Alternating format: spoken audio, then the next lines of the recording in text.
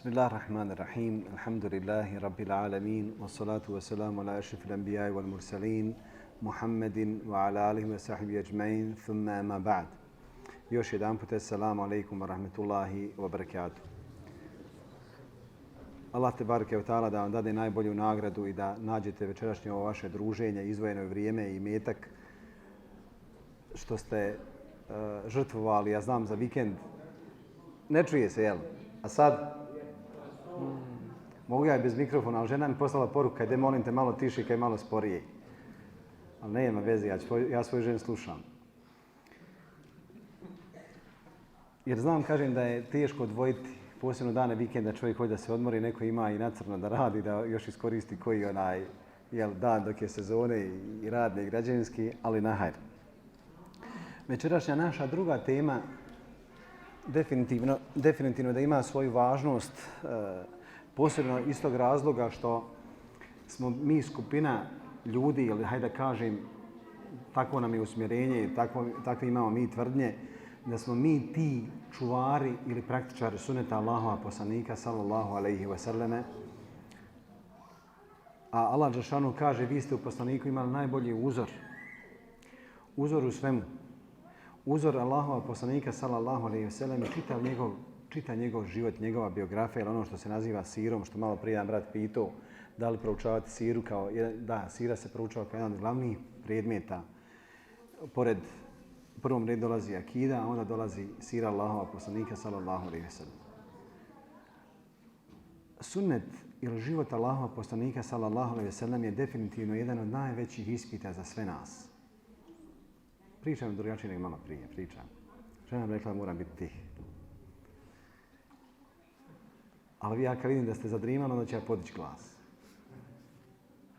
Ispit za sve nas, jer Allah dželešanu kaže Qul in kuntum tuhibbuna Allaha fattabi'uni yuhibbukum Allahu wa yaghfir lakum dhunubakum.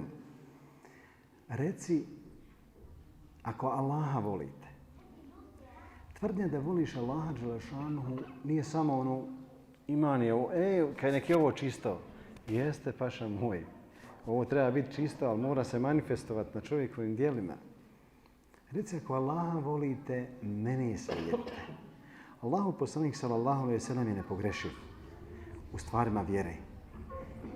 I jedini je, kao što kaže Imam Malik rahmehullahu ta'ala, kullun yu'khadhu minhu wa yurad ila sahibu hadal qabri. Od svakoga se uzima i odbacuje osim onoga koji leži u ovome kaboru. Pa je pokazao na Allahova poslanika sallallahu alejhi ve sellem, jer je Imam Malik, Imam Medine. I zato je on uzimao i tvorio svoje fetve po stavovima stanovnika Medine. Rahmehullahu ta'ala. Allahov poslanik sallallahu alejhi ve sellem kao najljepši uzor, i mi možemo da analiziramo njegov život i da ga pokušamo primijeniti u svojim životima na različite strane, na različite načine. Ako želimo da u određenoj situaciji, ja bih molio sestra, ako već hoće da dođe na ders, da slušaju ders, da ne pričaju, da ne kafenšu, ako vam je neko donio kafu, izneste je napolje, ja je nisam smio popiti unutar džamije. Možemo li početi? Hvala vam. Dakle, ako ćemo da primijenimo u različitim aspektima naših života suneta Allahova poslanika, a to znači ako se nađemo u određenoj situaciji i onda pogledaš u sunet Allahova poslanika sallallahu alejhi ve sellem kako je on postupio, evo ja ću tako postupiti. Imate različite odnose, osjetljive odnose. Najosjetljiviji, najintimniji je odnos sa kim? Najintimniji. Sa kim je najintimniji? Sa suprugom. Danas velik broj problema, pojava feminizma, jednakopravnost, prava žena, prava djeci, švedski kongres, ja znam šta pričam, švedski kongres, oduzimanje djeci, socijalne službe, izlaz žene iz kuće, zapošljavanje žena, samostalnost žena. Odakle je to došlo? Došlo je to počesto od nepravde ljudi. Jer ima žena pravo na nefeku, mjesečno izdržavanje. Zašto si dopustio da tvoja žena priželjkuje da radi, da zaradi, zašto je ti nisi dio svoje plate odvojio pa dao, nek ona raspolaže. Recimo, moja supruga ima 2 plate, ima svoju i moju. Ja strašno skladno živim. Moja žena je mene učinila kraljem. Toliko me je razmazala kroz život da mi nikad niko nije u životu bio što me bila ona. I onda meni nije bilo teško da joj dadnem i svoju platu. Molim, nisam bogan. Evo, ovu kapicu kupio mi punac. Džemper mi kupila ona, hlače mi kupila ona, čarape mi poslala njena rodica. Sahat sam zaboravio jutros na stolu, ona mi kupila, čini se 10 sata mi kupila rašti. Što ovako, što onako, što bajram, što ne bajram. Za rođendane mi ne kupuje. Ja ugrožen nisam, meni moja žena sve dala. A dakle je ona? Ona je tamo iza Husimovaca. Volim lažeš, onda je podari i ovog i onog svijeta i bjelosti svijeta. Žena je kraljica kući. Žena je kraljica kući. I ako hoćeš da imaš sklad u kući, nemoj se nikad miješati kakve će boje biti namještaj. Nemoj da govoriš kakve ručkice treba da budu na kuhinji. Nemoj da raspravljaš da li da kupiš Ariston ili Miele, strojeve, Bosch, Samsung. Ovo nemoj nikad, to nije tvoj problem. Tvoj je problem samo da platiš. I imaš da živiš usklađeno i usmjereno, umjereno. Kuća, odnosno, to je njeno kraljevstvo. Nemoj nikad da raspravljaš o boji tepiha, vrsti namještaja, IKEA ili šta ja znam, neki, ja ne znam koje su firme koja su zastupljene u Njemačkoj. O tome se ne raspravlja. Nemoj nikad ženi govoriti koliko će ulja staviti na juhku. Pusti je, tvoje da ga kupi i tako dalje. Kad možda kupiš auto, onda ona ide sad u salon da da bere boju. Allahu poslanik sallallahu alejhi ve sellem sa svojim suprugama je pravio balans. Nije Allahu poslanik sallallahu alejhi ve sellem ni jednom trenutku učinio ni jednoj od njih nepravdu.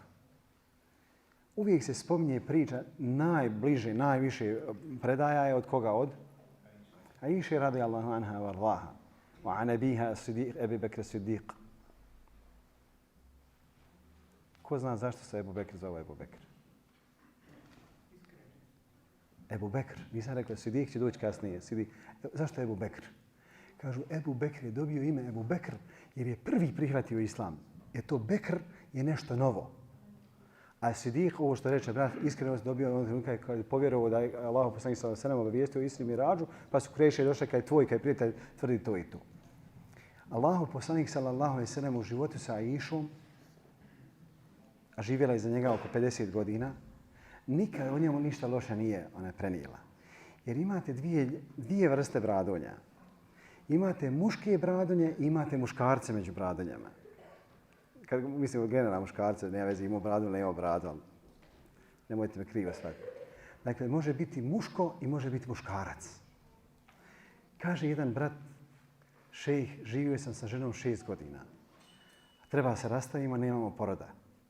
Rekao, nahajne šala, kadar ala maša, to je vaš odabir. Rastati se na najljepši način, nemojte. Kaže, ona traži pola stana. Ima li pravo na to? Rekao, šarijatski nema. Ali da si faca, rekao, ti treba dati njoj čitav stan. Što? Pa rekao, kad te 6 godina sa tobom živjela i kad se rastanete, budi muško kad se rastanete. Evo ti čitav stan.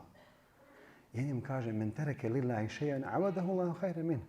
Ko ostavi nešto radi Allaha, Allah će dati bolju nagradu. Dadni joj 60% vrijednosti stana. I on dolazi meni posle jednog vremena kad je šejh, uradio sam ono što se rekao, Allah mi je vratio, kupio sam, kaže, stan, kupio sam zemljište, kupio sam novo auto, kupio sam, Allah mi je, sve mi je Allah zamijenio, mnogostruko mi je kad je vratio i dobio sam kaj drugu ženu i dobio sam sa njom dijete, sve sam kaj dobio. Samo kaj što sam ono radi Allaha uradio. Rekao, samo radi Allaha.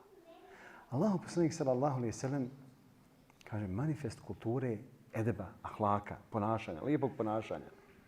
Sjedi Allahu poslanik sallallahu alejhi ve sellem, došli mu ashabi u goste. I noć je bila išna noć. Jedna od žena, Safija, šalje svoga slugu sa čankom hrane. Koja je, kaže, poslala me Safija, a Aisha i do poslanika sallallahu alejhi ve sellem. Šta, kaže, hoćeš? Kaže, Safija poslala u moju kuću hranu. I Aisha udari čanak, čanak padne i pukne. I poslanik sallallahu alejhi ve sellem se nasmije. skupi hranu i unese, kaže, ovo ćemo opuhuju, znači ovo ćemo kaj pojest, kaj iša, dadne svoje čanaka i čanak za čanaka, hranu ću ja kaj popiti. I uđe kod ashaba i kaže, garetum mukum. Vaša se, kaže, mati naljutila. Jer su žene poslanikove majke pravovjerni. Kaže, garetum mukum. Mati vam se, kaže, ona je naljutila, odnosno pojavila se ljubomora. Kaže, tvoja žena, paša moj solidni, tu radila pred gostima. Gdje onaj, jel Alen džuđica? Jel Alen, kako reče?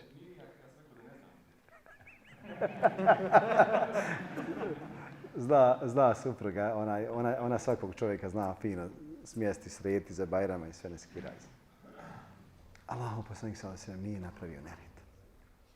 Allahu poslanik sallallahu alejhi ve sellem ostavlja primjer lijepog odnosa prema svojoj supruzi. Da te uvijek pamti po dobru i da te nikada ne pokudi u društvu. Šta je uspjeh lijepoga braka, uspješnog braka? Šta je ključ uspješnog braka, da se ljepše izrazi?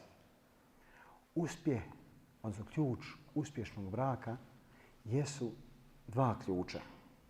Jedan se naziva sabur, a drugi se naziva opraštanje. Sabur je kod nje, a opraštanje kod njega. Žena mora puno puta da podnese, jer čovjek goropadan uvijek dolazi umoran tam vam, isprovociran, ali ona treba se strpi. Ali pošto žena sklona tome da emotivno napravi koje kakve greške, preleti ovu onu i što hoće i što neće, što haje i ne haje, mora biti čovjek sposoban da i to ženi oprosti. Pa je Allah poslanik sallallahu alejhi ve sellem sakupio hranu bez ikakve frke, bez ikakve galame. Njegov primjer sallallahu alejhi ve sellem sa djecom. Nakon žene dolaze djeca.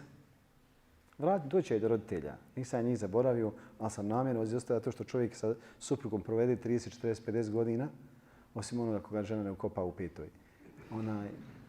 Dakle, sa roditeljima budeš 20-ak i hajmo. Ili ako odeš u dom, u 15 ideš u srednju školu u dom. Prije si živjela u domovima, možda omladna to i ne zna šta je dom danas. Allahu poslanik sallallahu alejhi ve sellem sa djecom nijednu priliku nije propustio da nije pokazao svoju milost. Dolazi, obilazi Umeira, kaže, ja Umeiru, mada fa'ale Nuqair? Kaže, Umeira, šta se desilo sa Nuqairom? Nuqair, njegova ptičica. Uginula nam ptica, pa dijete plakalo. Pa se poslanik sallallahu alejhi ve sellem šali sa njim. Prolazi sallallahu alejhi ve sellem sa djecom, pa djeca nazove im selam, poslanik sallallahu alejhi ve sellem. Imam muslimana, nazove im selam. Nije se libio da očekuje kad će on njemu nazvati selam, sallallahu alejhi ve sellem. Omer radijallahu anhu kad naiđe, šta se dešavalo? Djeca pobjegnu. Omer, šetan bježi od njega. A kamo djeca da riječi povjeći? A poslanik sallallahu alejhi ve sellem nisu. Allahu poslanik sallallahu alejhi ve sellem drži hutbu na minberi. Stoji i vidi Hasana ili Huseina dole oko minberi. Siđe. Pazite, u nas hođa kad bi si išao se rekli, hođa, ja plaćam vazifu, ne silaze do zgo. Siđe sallallahu alejhi ve sellem, pa i uzme. Kad je uzeo Hasana i podigao ga na minberu, alejhi salatu vesselam, kaže, nadam se da će Allah sa ovim izmiriti dvije skupine zavađenih muslimana. Pa je Hasan radijallahu anhu prepustio hilafet Muaviji, iako Husein nije htio.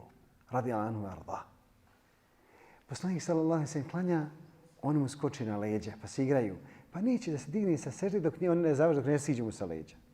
Sjedi sallallahu alejhi ve sellem, pa mu dolazi Beduin.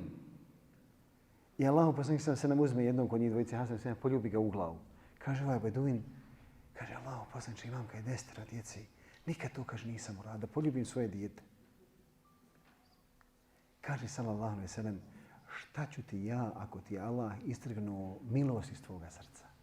Što znači ljubav prema djetetu jeste manifest milosti.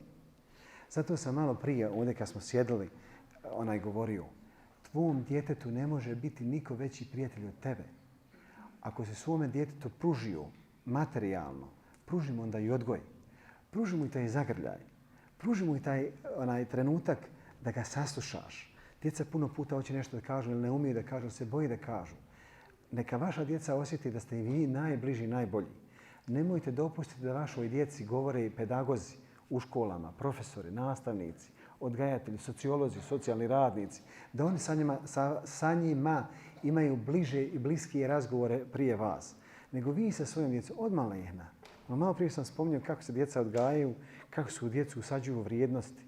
Da dijete počne da klanja u 3. ili 5. godini, da maramo traži u 5. godini, da se nauči abdest u 5. i 6. godini, da se nauči da nauči abdest, da nauči pokrite namaz, da nauči kratke sure, da nauči džuz u 5. i 6. godini i tako dalje. Dakle, budeš ti. Što kažu, nemojte nikome dozvoliti da vaše dijete nauči Fatihu prije vas. Jer čitav život će učiti Fatihu i svaki će sevap ići vama. Dakle, ti si najprije svoje dijete uči. Idi, kaže, u mekteb. Ne, hodi, ja sam ti mekteb. Postaćete u mekteb sa drugom djecom da nisi izolovan od druge djece. Ali ja sam ti glavni mualim, ja ću da ti budem, ja sam ti najbliži prijatelj. Dijete krene, ulazi u pubertet. Znadeš da dijete mijenja se tijelo, pojavljuju se određene stvari na tijelu. Mijenja se glas, mijenja se Godine su čudne. Odnos između djeteta i roditelja ide sljedećim fazama. U drugoj godini ide, kako počinje druga godina? Mama, baba. 5. godina, mama, baba, volim te. 10. godina, šta si rekao, babo? 14. šta hoćeš? 18. šta ti znaš? 20. ja hoću da odim od tebe. 25. kako ste? 40. volim te. 50. volio bi da mi neko vrati roditelja, više ih nema. To vam je život. I zašto dopusti da se takav jedan odnos pokvari sa svojim djetom? Allahov poslanik se njih voli. Jer pogledajte zašto se uvijek pozivamo na njih. Zašto se pozivamo na ashabe? Zašto se pozivamo na poslanika sallallahu alejhi ve sellem? Jer pazite, maltene 14,5 vijekova se izučava, dakle, sociologija, pedagogija, čitav vjerozakon, sve se izučava kroz, uvijek spominjem njihova imena. Zašto? Šta mislite? Allah im dao spomen. Zašto sam noćas spomenuo, dakle, velikana našeg doba, Muamera Zukorlića, rahmetullahi alejhi, muftiju bivšeg. Allah da mu se smili. Učimo se dova, ostavio trag. Dakle, nismo gledali na granice, jel ona Crna Gora, jel Srbija, jel imali smo mi rejsa iz Jakova Selmovskog iz Makedonije, ako sjećate prije raspada Jugoslavije. Nismo gledali na granice jer smo umet. I volimo svoje velikane, cijenimo svoje velikane. Ostave traga. Noćas Emin, što je vas na brzinu pozvao da nešto pomognete rad džemata, da vas Allah nagradi za izdvojena vaša sredstva. Ali čovjek ako hoće da ostavi traga, pogledajte šta su oni uradili. Kolike su oni vakufe ostavljali. Kada dođete recimo u islamski svijet i ovaj vakuf koji neko sagradi ima nagradu. Svaki naš, sad neće se jedan harf ovdje spomenuti, da njemu ne ide seva. Nikada nemojte pustiti da se pravi islamski centar ili džamija. Koliko je kod vas ovdje 1 kvadratni metar izgradnje otprilike? Kod nas je oko 2000 maraka, 1000 euri. Koliko je kod vas? Građevinski, koliko košta? Ima li građevinara, la ilaha illallah? Morat ću otvoriti ja firmu ovdje. Ojri, oko 5000 maraka. 5000 maraka na godišnjem nivou izdvojiš, kažeš 1 kvadratni metar na moj račun. Ja i moja porodica ćemo se ovako firma. Svaka džamija, svaki islamski centar. Kogod ušao, došao, prošao, naukovalo se, učila se Allahova vjera, uglavnom uči se Allahova vjera u džamijama i islamskim centrima. Kogod dođe da nauči harf, tebi tvoje porodice da je seva. Ovako fiš se. Ne trebaju ti ni priznance, ne trebaju ti ni one tamo merbene ploče, ne treba to meni. Nego ima Rabbul Alamin, imaju ova dvojica zapisat će, ne skirajte se. Dakle, da vi budete trajni vakuf, da vi budete pokretači. Idemo dalje.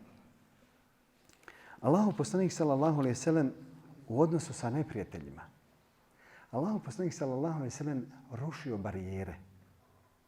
Znaš, glasnije, ne dam žena. Žena meni su rekli da glasnije priča. Allahov poslanik sallallahu alejhi ve sellem rušio barijere sa neprijateljima. Thumama ibn Asal, jedan od arapskih sa imame vojskovođa, bio opasan. i uhapse ga ashabi. Dovedu ga pred Allahova poslanika sallallahu alejhi ve sellem i kaže Allahov poslanik sallallahu alejhi ve sellem zaviješite ga za stup džamije. Stupovi džamije su bile palme i zavežu ga. Isklanja Allahov poslanik sallallahu alejhi ve sellem jedan vaza i prođe kraj njega i kaže ja Thumame mada fa'alt. Šta je bilo od Thumame? Kaže Muhamede, mušrik, kaže Muhamede, ako me, kaže, pogubiš, pogubio si onoga koji je pogubio tvoje ashabe. Bilo ratova, ubio ashabe. Ako me, kaže, oslobodiš, oslobodio si plemen tog. Poslanik sallallahu alejhi ve sellem kaže, neka te. Sutradan prođe poslanik sallallahu alejhi ve sellem. Svezan, zamislite svezan, drugi dan. Obično se vezalo pozad za stup. Kaže, ja Thumame mada fa'alt. Šta je bilo Thumame? Kaže, Muhammede, ako me pogubiš, pogubio si onoga koji je pogubio tvoje ashabe, koji je proljevo vašu krv. Ako me oslobodiš, oslobodi si plemen toga. Kaže, poslanik sallallahu alejhi ve sellem, dobro. Treći dan, kaže, ja Thumame. Šta je bilo ja Thumame? Ja vam ponovim. Kaže, poslanik sallallahu alejhi ve sellem, pusti. Thumame ode. Oslobođen, gotovo. Ode, očisti se, okupa se, dođe, kaže, ešhadu an la ilaha illallah, ešhadu annaka rasulullah. I sada analitičari analiziraju ovu predaju od Allahova poslanika sallallahu alejhi ve sellem, šta je učinio sallallahu alejhi ve sellem. Imaš bitnu ličnost pred sobom. A ga pogubiš, samo si produbio rat sa tim neprijateljskim plemenima. A njegovo pleme, El Hanefi, njegovo pleme bilo odgovorno za dovoz žitarica na arapski poluotok. Ukrajina toga doba. U nas su parkinzi poskuplja zato što je Ukrajina jedini izlaz iz parkinga. Kaže...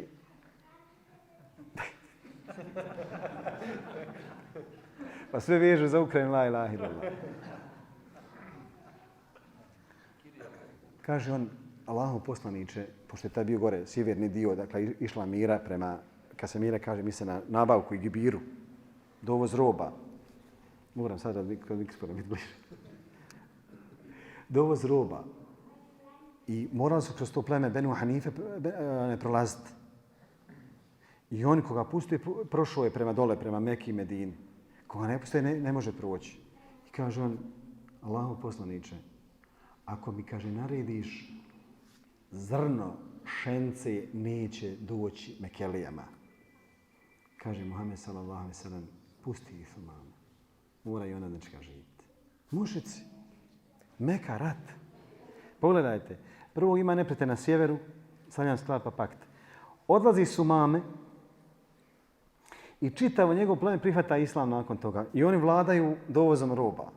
Ali pored toga Allahov poslanik sallallahu alejhi ve sellem nije plemenu Benu Kurejša učinio nepravdu da im spriječi da dolazi njima šenca i ono što je zrnenje, što je trebalo za njihov život. To vam je odnos prema.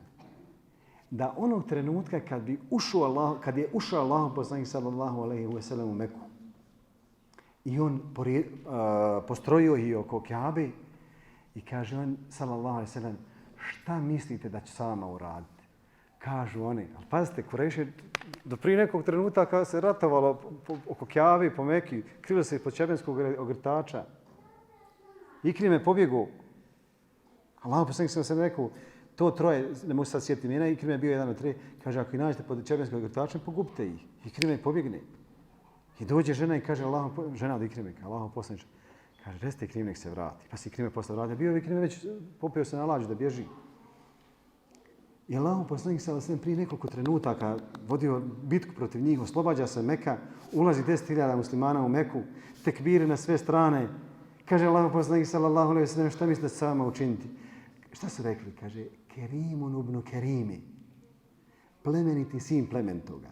Nisu ga htjeli više ponižavati. Govorili za njega da je sihirbaz, da je pjesnik, da je luđak, da je ovo, da je obmanjen, da je... Tako bilo. Ali poslanik sallallahu alejhi ve sellem nije to sveo na lični odnos. Nego Allahov poslanik sallallahu alejhi ve sellem podigao na mnogo veći odnos da osvoji njihova srca. Tu je naša uloga kako ljude oko sebe plijeniti njihovu pažnju. Islam je ulazio širio se po azijskim zemljama najviše putem uspješnih pozivača u Allahovu vjeru, trgovaca. islam na Filipine. Filipini su bili islamska zemlja, sve dok Filip Moris nije napao sa svojim snagama i pokorio i nasilno ih pokrstio.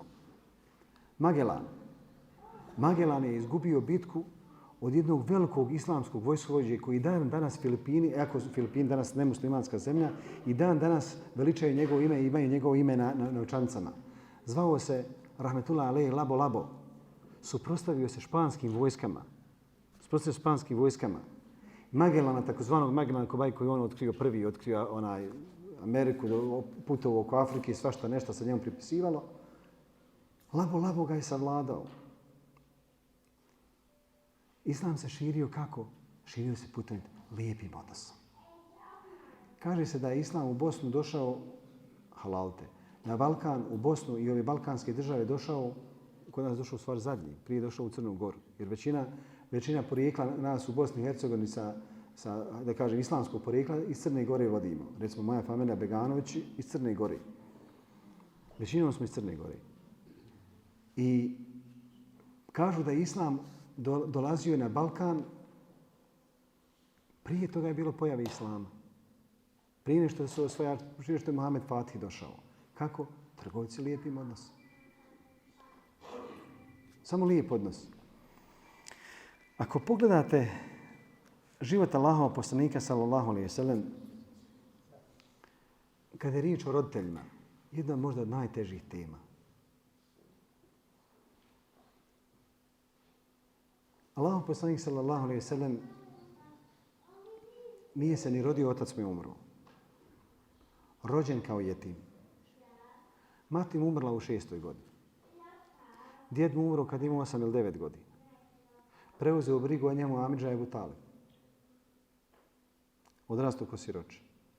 Ali Allahov poslanik sallallahu alejhi ve sellem kad je odrastao, kaže zamolio sam Allaha da tražim oprosta za roditelje pa mi je zabranio jer su umrli kao nevjernici.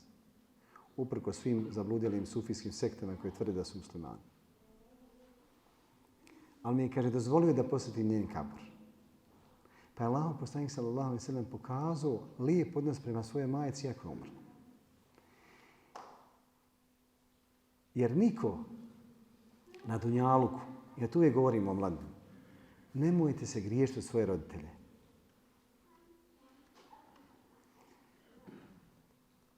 Jedina kuća gdje možeš doći da ne kucaš. Da se ne najaviš. Jedina vrata koja su uvijek otvorena 24 sata. Jedino mjesto gdje ćeš uvijek zateći sofru iskreno napravljeno samo za tebe. Jedino mjesto kada dođeš i vidiš prazno da nema jednog od njih dvoga, a niko ti ih zamijeniti ne može. Allahov poslanik sallallahu alejhi ve sellem kaže mati i mati. A onda je spomenuo i oca. Čitav život je svoj iskoristio da bi tebi nešto pružio. Mate nosi u stomaku 9 mjeseci, a otac na leđima čitav život. Onog trenutka kada otac umre, čitav dunjaluk sigurnosti ti umre. Niko ti oca ne može zamijeniti majku. Kada uđeš u kuću i osjetiš njihov miris, ili ti nekad povjertarac donese miris njihove odjeće, ali nema. Pa što si onda dopustio, što dopuštaš da im sad ne činiš dobro? Da se na najljepši način prema njima ophodiš. Da im čini, ili ako i Allah dželešanu pozvao sebi, pa da nakon njihove smrti kažeš ja hoću da ostavim trajni vakuf za svoje roditelje. Hoću hajrul česmu, hoću da ugradim dio u džamije na njihovo ime, hoću da bilo kakav hajr ostavim za te svoje roditelje. Da ne prođe dan i seđda. Tako mi je Allaha. Mat mi je umrla prije 3 godine. Nijedan sabah nisam ostavio da nisam dovio za nju. I da nisam dovio za njene roditelje zato što su me one odhranili. Moje djedo i nena. Od moje matere. Nikad nisam ostavio nijedan sabah da ne dovim za njih troje. Doviš. Moliš Allaha dželešanu da im oprosti. Da im se smiluje. Svako ima nedostatak. I zato Allah poslanik sallallahu alejhi ve sellem kaže 3 puta mate. I niko ti ne može zamijeniti. Odnos prema roditeljima. Odnos prema komšijama.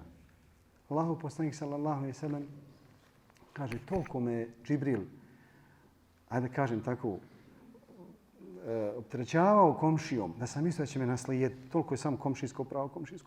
Kaže Allahov poslanik sallallahu alejhi ve sellem ko vjeruje Allaha i sudnji dan neka počasti svoga, neka pazi svoga komšiju. Ko vjeruje Allaha i sudnji dan neka počasti svoga gosta. I tako dalje, i tako dalje. Lijep odnos sa svakim.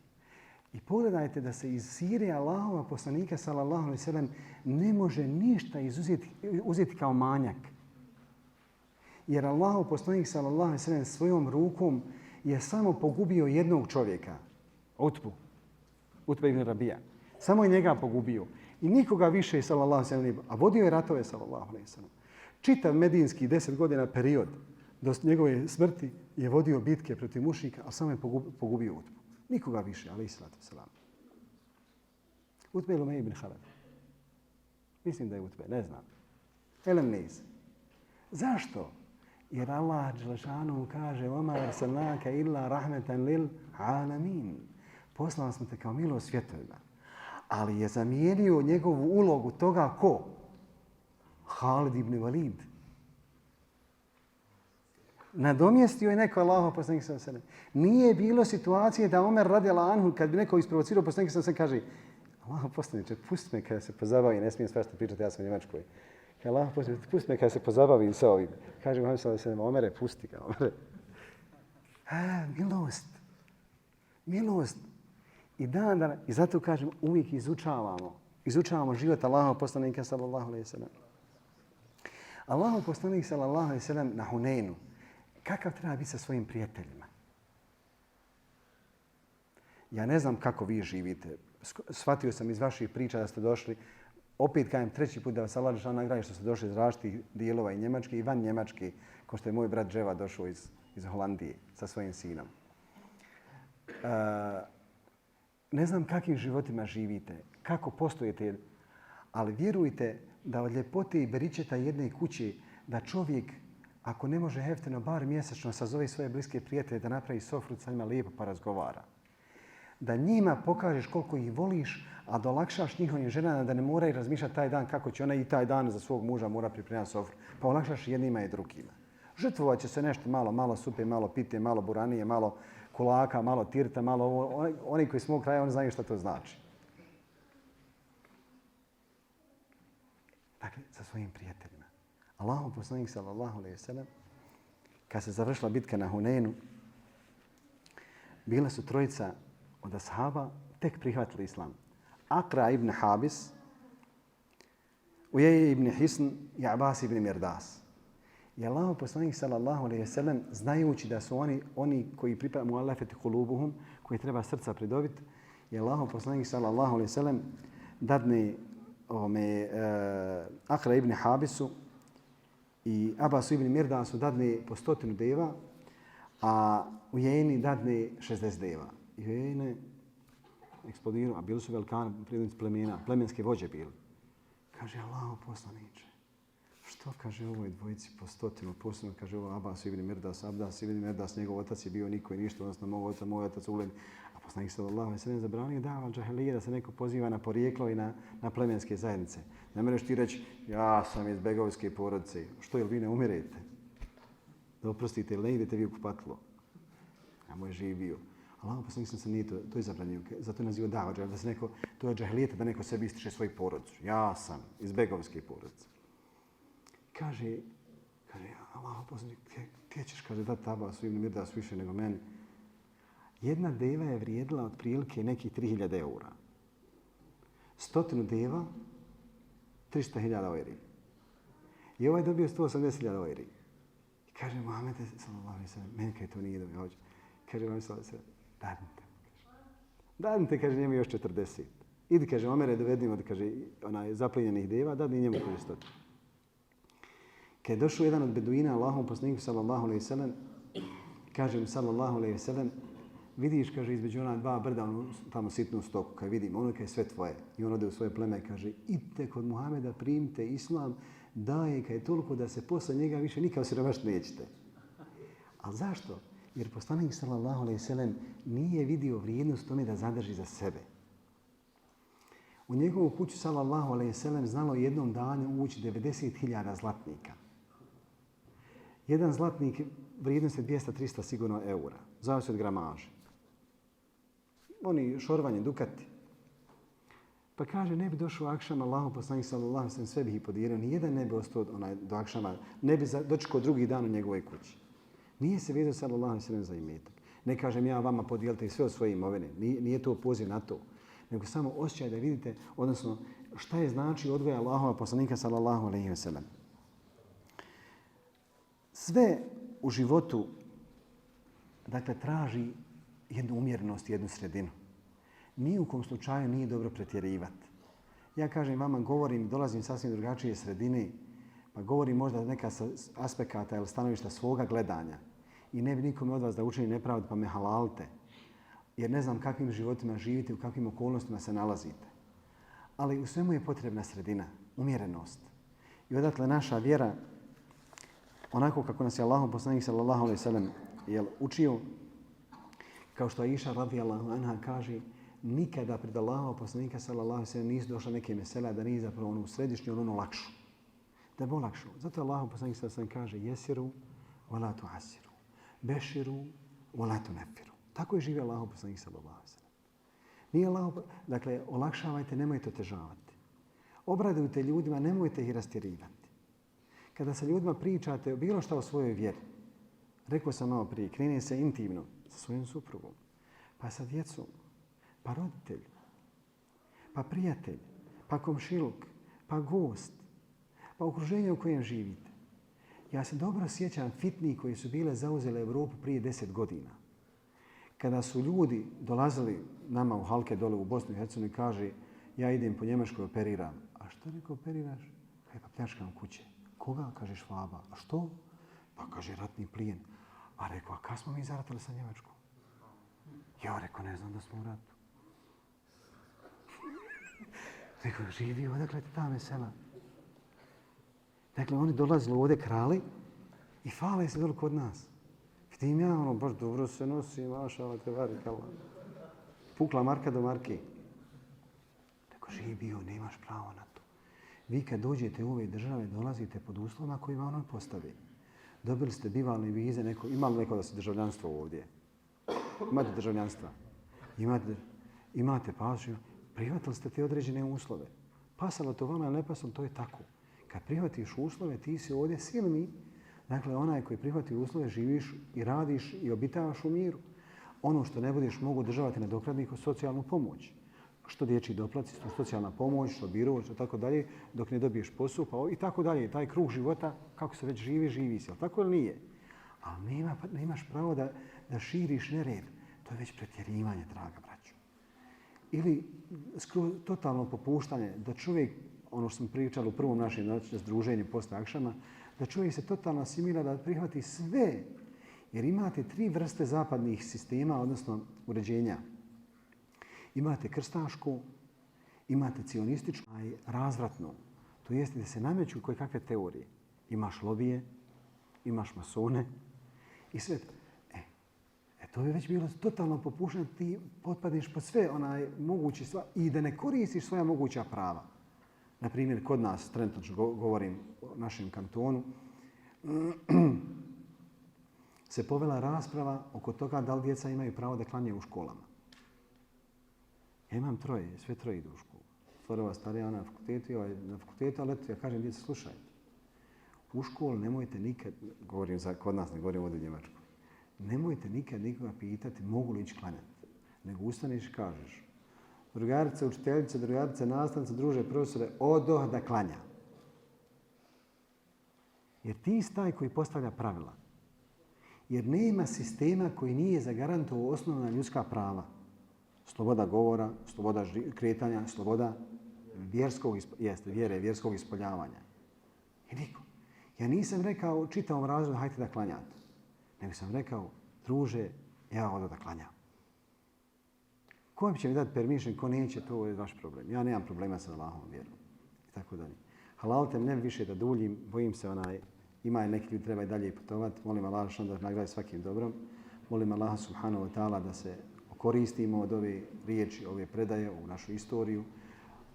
O život Allahova poslanika sallallahu alejhi ve sellem, o život ashaba, wa sallallahu ala sayyidina wa nabina Muhammad, jazakumullahu khair, assalamu alaikum wa rahmatullahi wa barakatuh.